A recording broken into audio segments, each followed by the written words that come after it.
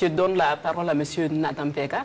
On dirait que c'est un processus qui est voilé, qui s'est tissé pour toujours avoir la même mise sur les populations africaines.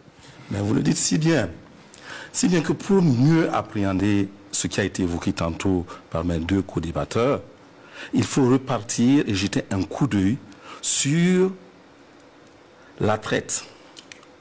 D'abord, c'est quelque chose qui a commencé dans les années 1555 avec le premier contact de ces exploits, de ces puissances avec l'Afrique. Et qui a duré jusqu'en 1848, lorsque on mettait fin à l'esclavage. Alors, si vous considérez cette première partie qui fait près de 300 ans, ça fait la bestialisation de l'homme noir. Et cette bestialisation, elle apportait des fruits immédiats, mais de long terme, en intimidant les Africains et en les mystifiant au point que certains Africains prenaient effectivement le blanc comme un génie.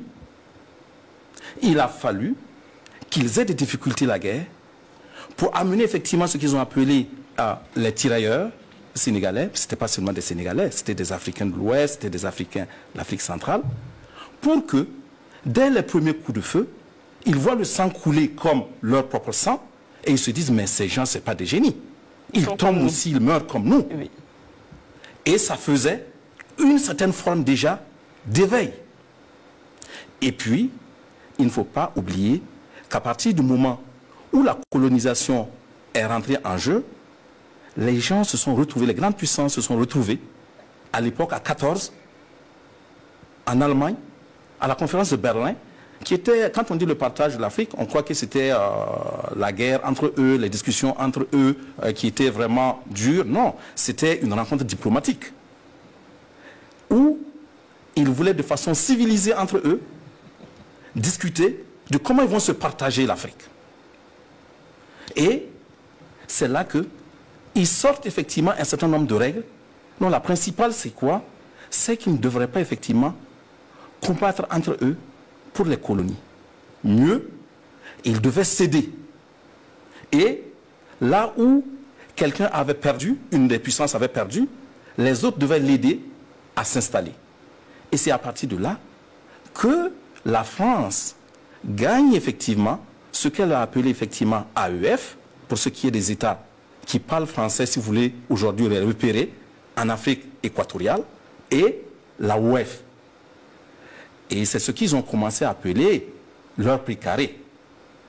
Et si vous suivez effectivement l'information au Mali, oui, le ministre des Affaires étrangères disait que on leur a dit, mais c'est leur, le Mali, c'est à eux.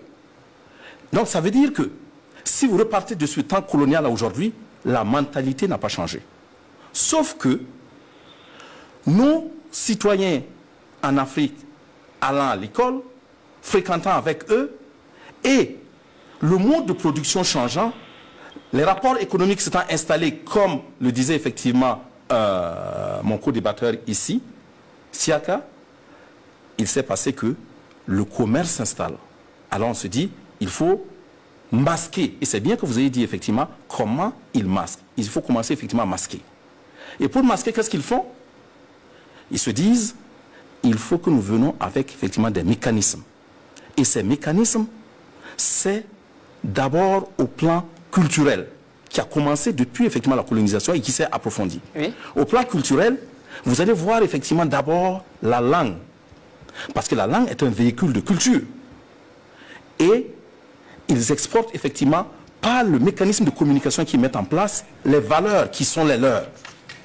Au point où il a été développé, si vous prenez un bouquin très intéressant qui a été écrit par Guépier A, qui s'est dit... Excusez-moi, M. Ndambega, nous allons revenir à vous dans un instant. On a en ligne Madame Raki Diarra, membre du CNT depuis le Mali. Bonsoir, Madame Diarra.